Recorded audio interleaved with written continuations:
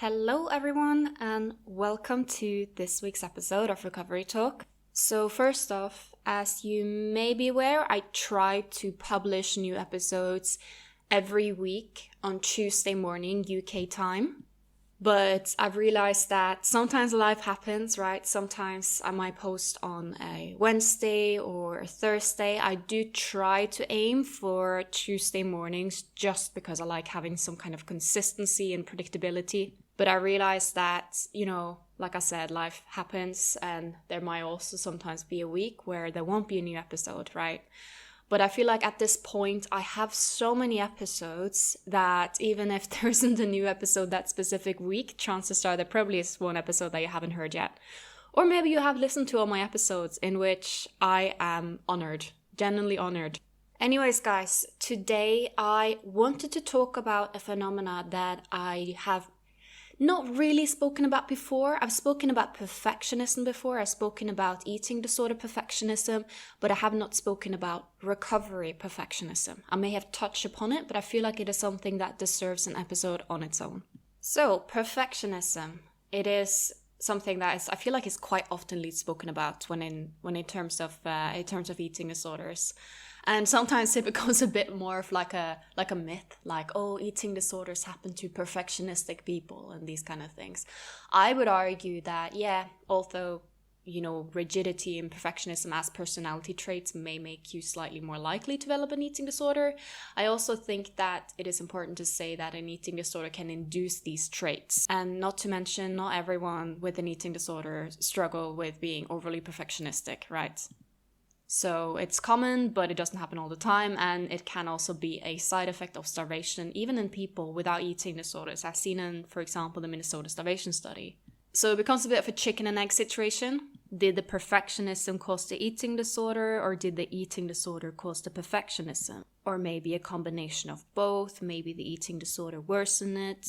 But anyways, if you want to hear a bit more about food perfectionism, because that's something I will probably touch upon in this episode, but I have done a more in-depth episode in the past, check out the episode that I done that is called The Food Scarcity Mindset and Food Perfectionism. I feel like I've done so many podcast episodes that in pretty much every episode I'll be like, oh, I've also covered this in that episode. But the reason why I'm saying it is because I get so many messages and emails about people, can you talk about XYZ? And I have spoken about XYZ in the past episode. So if there is anything in specific that you want me to cover, first definitely take a look at past episode. I know it's a lot of episodes, but you can also search for it. Okay, so let's get into the topic, which is recovery perfectionism. What it is, how it manifests, and what it's really about. So as I mentioned, we've spoken a lot about just perfectionism in general and eating disorders, right? But what is less spoken about is recovery perfectionism. Yet it is something I see all the time. And essentially, the way it tends to manifest is this over-focus on wanting to do recovery perfectly. And please don't get this wrong. This does not mean someone who is literally just, oh, I really care about my recovery and I want to do it well. That is a different thing. That is, a very reasonable approach, right? Recovery perfectionism is more of a black and white thinking that if I can't do it perfect, I won't do it at all. And if it doesn't go exactly as predicted, I'm out. So I often say that perfectionism is not about wanting to do something perfect. It is actually a form of procrastination because perfectionism itself is unrealistic. And this is also how it goes with recovery perfectionism, right? When I see someone, for example, a client that has a lot of recovery perfectionism, what it actually to me signalizes is that the recovery is fragile and that it is in itself not necessarily a very good sign. You would think, oh, if someone is focused on getting recovery right, it would be a good thing, right? And yeah, focusing on getting recovery right is not necessarily what I'm talking about here, right?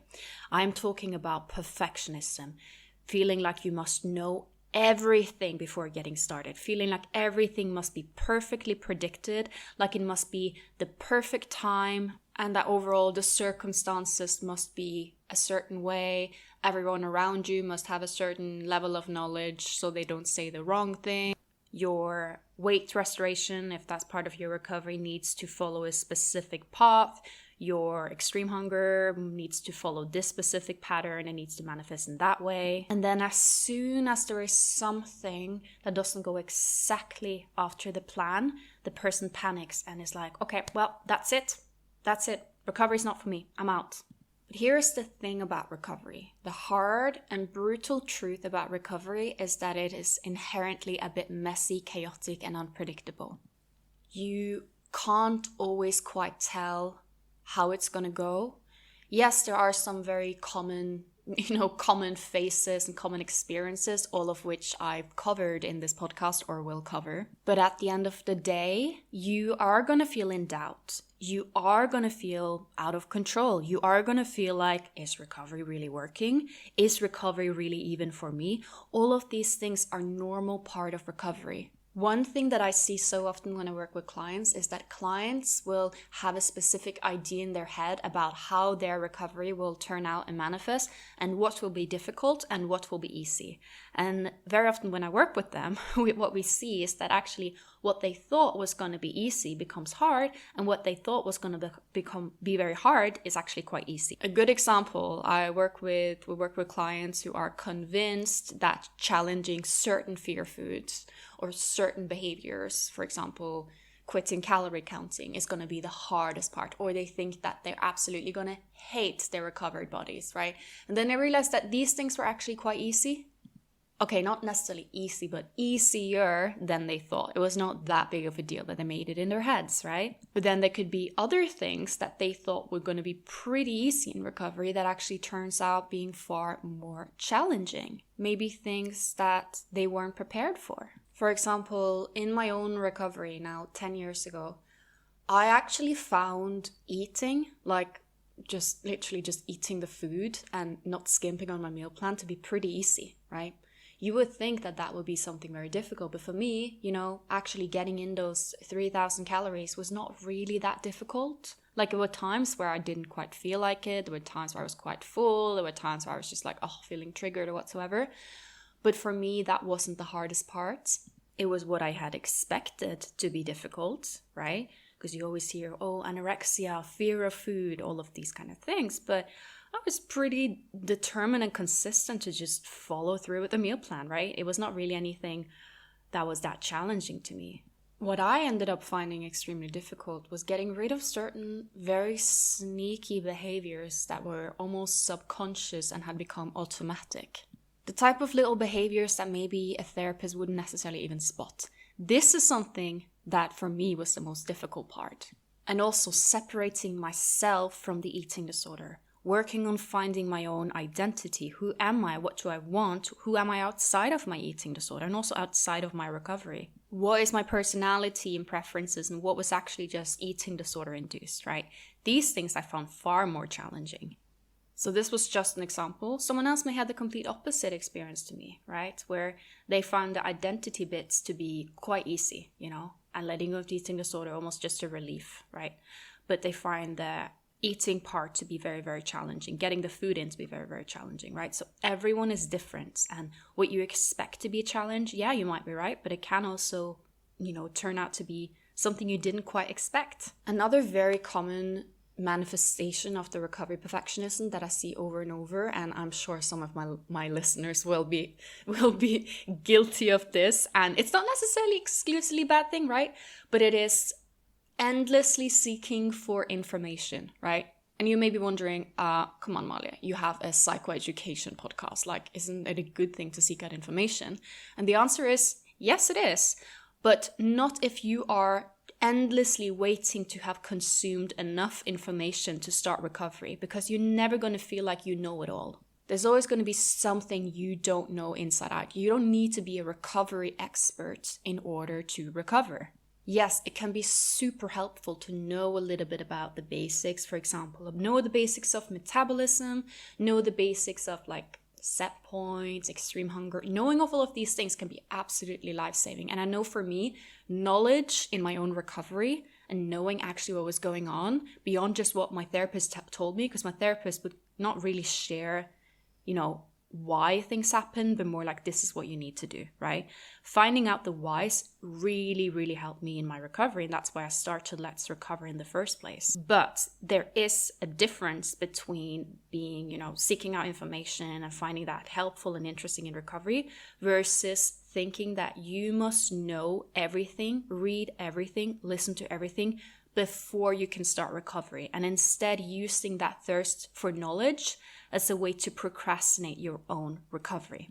So, personal example, I have dysautonomia POTS, and when I try to explain to people what it is, I literally do not get it. Like, I've had this explained to me by medical professionals, what my condition is, how it affects my body, and I still can't quite explain what it is. I'm just like, it's something to do with my nervous system and heart and blood volume, but I'm not quite sure.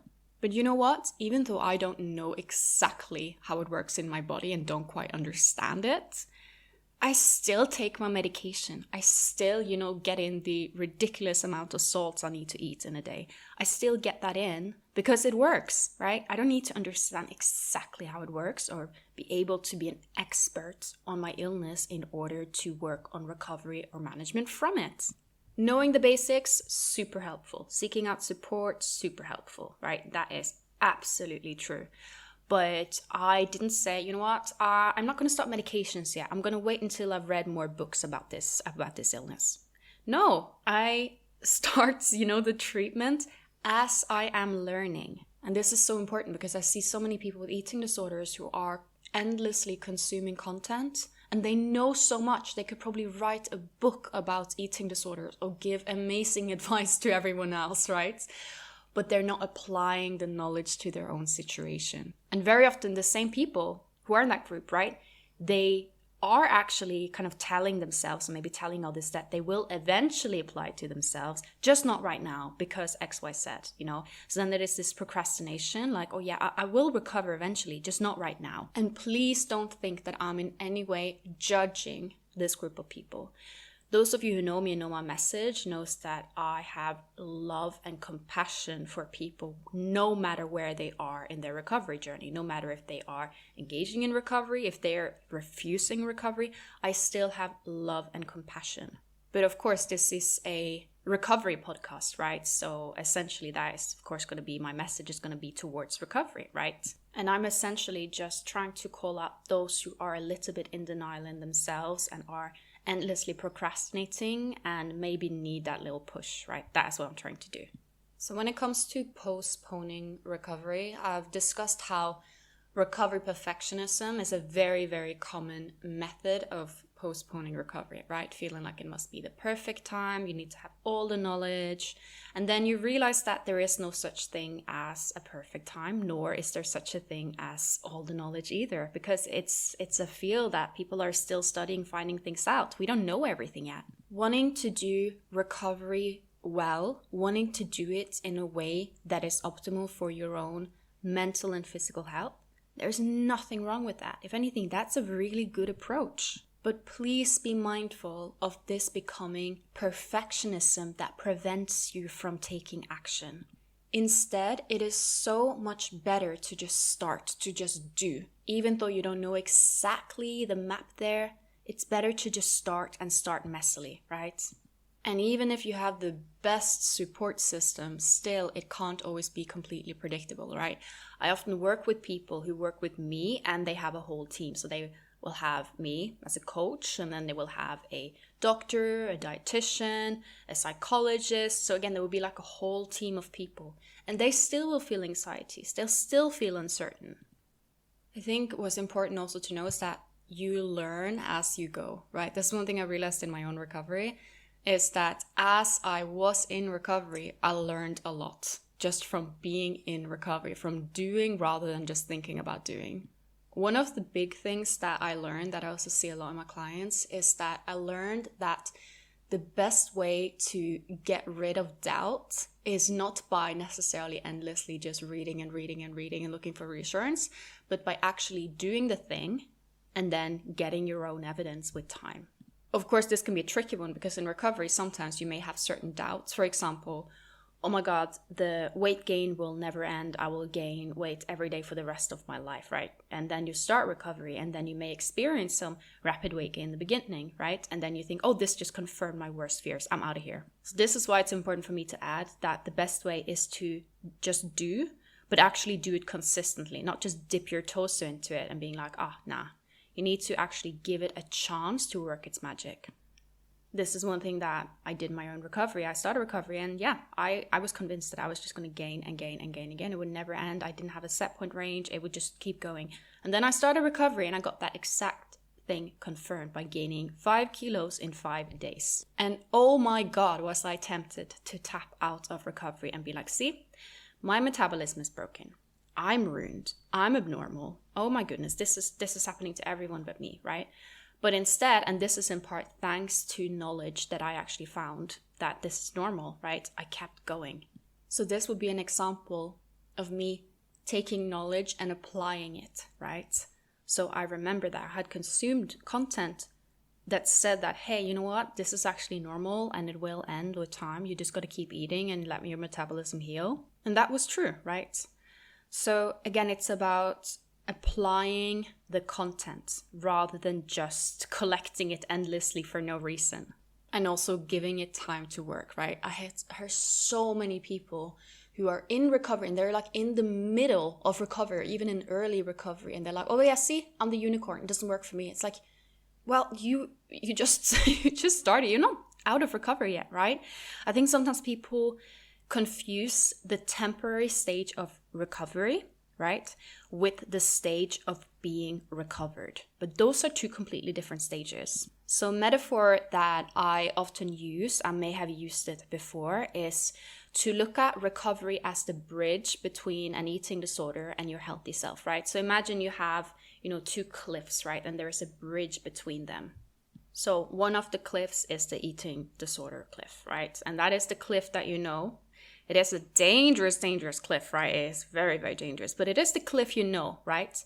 And then you see the other cliff, which is the safer cliff, right? And it's the nicer cliff that you kind of want to get to. But the problem is, in order to get to that safer cliff, which is the recovered self, right? You need to get over this bridge, and this bridge looks scary. It is foggy. You can't quite see where you're going. You've heard it's safe, but it feels scary because it's just this random bridge that you had never crossed before. Or maybe you even have crossed it before, but you panicked halfway through and ran back to your safety, the dangerous cliff of the eating disorder. And here's the thing. People often confuse the bridge for the destination, right? So they're stepping out of on this bridge, and it's kind of shaky and scary, and they don't quite know what's going on. And they think that this is how it's going to be like to be recovered, right? Not knowing or remembering that actually this is just a temporary route to the final destination. And obviously, if being recovered was like being on like a shaky temporary bridge with where everything was scary, nobody would be recovered, right? That's terrifying. So it's just so important to be aware that a lot of the things that you are experiencing in recovery is not something you will experience when recovered. Those are two different stages. And it's completely normal sometimes for recovery to feel scarier than the eating disorder. But please know that the eating disorder is not safe, right? It may feel safe because it's familiar, but it's a very, very dangerous and unstable cliff to stand at. And another metaphor, queen of metaphors here, but at least it really helps me, and I've heard from some people that they find it quite helpful, is, there's an expression that goes, you don't need to see the whole staircase to take the first step, right? And I think this applies to this as well, right?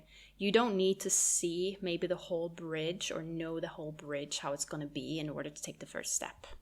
Sometimes you just got to go walking, right? You just got to keep walking, even when it's scary, even when it's unfamiliar, even when you have doubts, right?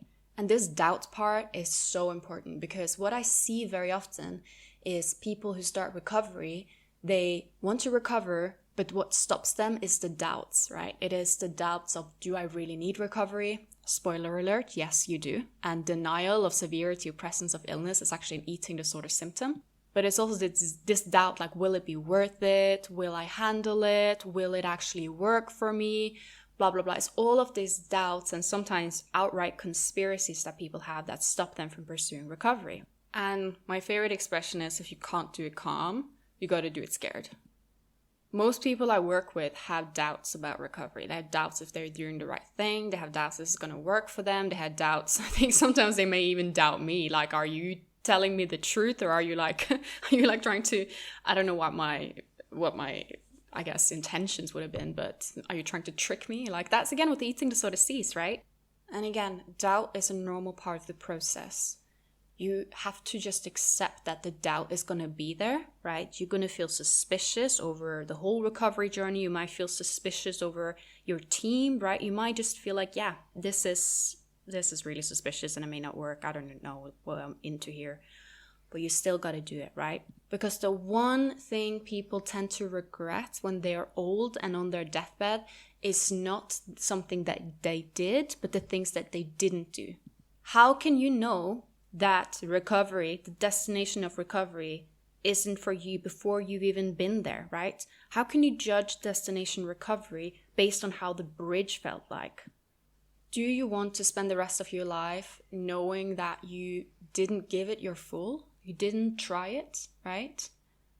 Or would you rather just try it and then, And I'm saying this because I work with people with eating disorder in different ages, right? And one thing that I hear all the time is people regretting that they didn't recover sooner, right? They didn't try it when they were younger. And oh my God, I wasted so much time. And trying to come to terms with time lost to an eating disorder. And of course, it's never too late to recover. So please don't think that just because you've had an eating disorder for a long time means that there's no hope for you. But what I'm saying is nobody regretted trying recovery sooner, right? And it's so interesting how the eating disorder, like, you can never win here, because I will work with people who be like, oh, I've had it for too long, recovery is not possible for me. But then I also work with people who be like, oh, I don't really have an eating disorder because I haven't had it that long, right? And it's like, you can never really win with an eating disorder, right? Either you are not sick enough or you're too sick. And sometimes the same person will feel like they are not sick enough and too sick beyond hope at the same time. It's like, which one is it, right? It's all just procrastination strategies from the eating disorder. Okay, guys, so just key takeaways from this episode is that it is completely fine to want to seek out information, right? And find that to help you in recovery. I did that all the time in my own recovery, and it really did help me. It is just so important that you don't confuse that with action, right? Don't just seek out content to feel like you are doing something for your recovery when you actually are not taking actions in your life, right? Because you can read about, let's say fear foods all day long and how important it is to rewire and challenge that, but you also need to repeatedly do it yourself for the effect. Like, I can read endless books about house building, but at the end of the day, I do need to actually go out there if I want that house to be built. If not, it is not necessarily like a skill per se, it is just an interest. And it's fine being interested in building houses, but it's not going to get me a house, right? And no matter how much I read and prepare for building the house, chances are there's going to come, things in my way that I didn't quite expect. They're going to be plot twists, right? They're going to be challenges that I didn't think would happen. And I'm going to learn from doing. And I think that is such a relieving motto to have in recovery. I know some people find it scary that, then embracing the uncertainty. But can we also see that there is a bit of relief in that, right? Because it takes some of the, it takes some of the responsibility off you to feel like you must predict everything and plan everything, right? And it kind of is more like, hey, you just got to enjoy the ride. You just got to get on, right? And if you fall off, you got to get back on again. Please don't think that you need to have everything perfectly planned. It must be the perfect timing. Everything must go completely smoothly for you to be able to recover, because that won't happen. I've literally never heard of anyone having a recovery like that. Maybe they exist. If you exist, let me know. But I have not heard of anyone having a perfectly smooth recovery with no plot twists or challenges. This doesn't mean that recovery will always be super hard. I think there's a lot of narrative around like recovery is like an extreme struggle. And actually, yeah, for some people, but I also have worked with people who was like, oh, this wasn't that hard, right? Again, it is quite individual in that sense. And I'm saying this because sometimes people are like, I actually don't find this that hard. Does that mean that I never had an eating disorder? Oh my God. And then they feel guilty for, finding it quite easy and smooth, right? So I'm just saying it. But equally, if you are struggling, doesn't mean that recovery isn't for you, right? Action over words. It's better to do imperfectly rather than endlessly planning so you can do it perfectly, because it won't be perfect anyways. Because there is no such thing, not when it comes to something like recovery, right? And if anything, we want it to be a bit messy and imperfect, right? Because that challenges some of the rigidity of the eating disorder. You're going to have moments where you're freaking out and you're missing your eating disorder so bad, and you just want to go back and you just romanticize all the terror that your eating disorder put you through. You're going to have days where you're just standing in the kitchen and you feel completely out of control, and you have convinced yourself that yes, you are developing binging disorder. This extreme hunger will never end. Everything you read online was a lie. Amali's podcast was a lie. Everyone's experience was a lie. You're going to have these moments. It's completely normal. It's just so important to keep going. And if you fall down, get back up on your feet. Trust the process. And even if you don't, you can be committed to the process, right? Sometimes you may not completely trust the process, but you'd be like, you know what? I don't even know if I really trust this. I don't know how I feel about this, but I'm just going to keep going and give it a chance, right? Because at the end of the day, what do you have to lose, right? And as counterproductive as it sounds, I often say, that, you know what? If you at least should try being fully recovered. Try that. Give it some time. Give it a chance.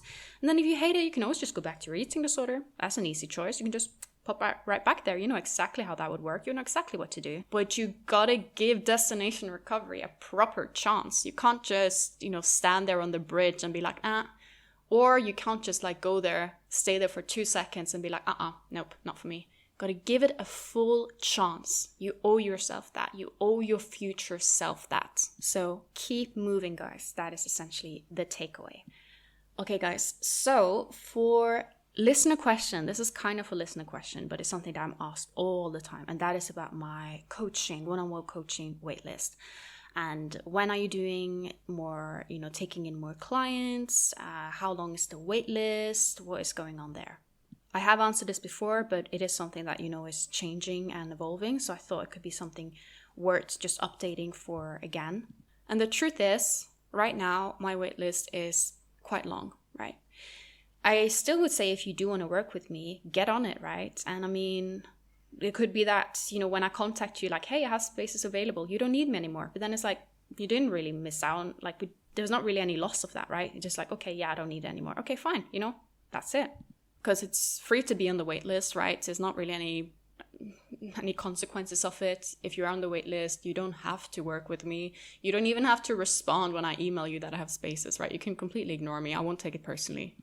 But again, if you are looking for urgent support for an eating disorder, please be aware that I do have quite a bit of weight. Please don't take this as kind of what I've spoken about in this podcast episode as a reason to postpone recovery, right?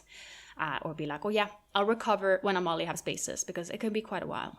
What I will say though, and I will talk more about this later because I don't like putting things out there before it's completely set in stone, but I do have something coming up that will reduce my waitlist a bit and something that will allow me to take in more clients. So I can't really say that much what it is yet because it's still a little bit in the planning, but keep an eye on my, Instagram and this podcast, the latest episode. I will make more announcements soon, but essentially I am working on making my coaching and support more accessible and also more affordable for a wider audience. So stay in the loop with that. But again, if you are looking for instant support right now for an eating disorder, please do seek out someone else. And then you can always join in on my waitlist, and then when I have spaces, I will let you know. And if you still need it, I'm here. And if you don't, then good for you. I also want to say that being on my waitlist is not necessarily a guarantee that we'll work together. I will have people that, I contact when they're on my waitlist, and maybe we'll have a consultation, or maybe we just exchange through email. And we quickly realize that coaching is not really right for them due to be just wherever they are in their recovery, right? Especially if someone is in a very early stages of recovery where they're quite medically vulnerable, I tend to be more hesitant to take them on, right? A more ideal candidate for coaching would be someone who's already started recovery and done some work on their own, or someone who is even just doing quite well, but they just want to let go of the last bits of the eating disorder. That I think is the most effective That's the most effective work I do, right? Because in that early stage, when someone is very like undernourished, potentially underweight, the brain is not quite there, they're not as receptive towards coaching. And very often I may not take them on just because they are in a medical risk.